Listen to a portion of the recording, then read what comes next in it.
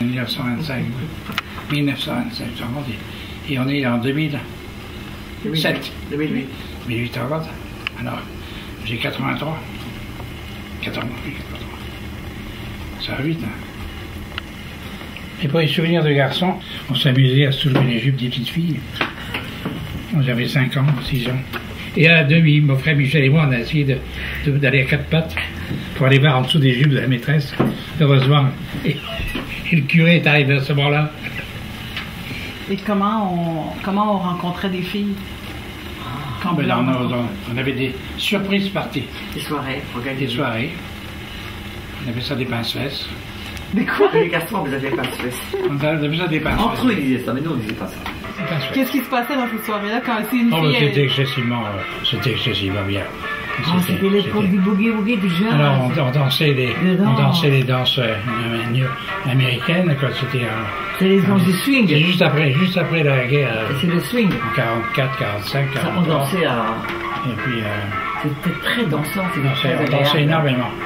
On buvait très peu. Et puis on avait un cas de, comme j'ai dit, judéo-chrétien, là. On n'avait pas le droit de toucher aux filles. On se permettait quelquefois des petits pilotages, mais ça allait pas loin. La vie était tranquille, c'était un long fleuve tranquille. Bien plus que maintenant, où tout le monde est toujours excité. L'événement le plus marquant du XXe siècle pour nous. La guerre. Hein? La guerre. Ah oui, c'était la guerre, parce que nous, on a vécu la deuxième grande guerre. La guerre 40, on appelait ça la guerre 40. Alors ça, c'était un événement. À ce moment-là, l'arrivée des Allemands a été pour nous une catastrophe. Parce que les Français se prenaient encore pour le nombril du monde.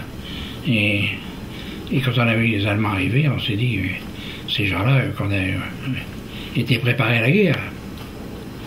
Et nous, on était nuls. On vivait sur notre grandeur passée, sur notre empire colonial, tout ça. On était vraiment en dehors d'attaque. Nous, la société privilégiée française.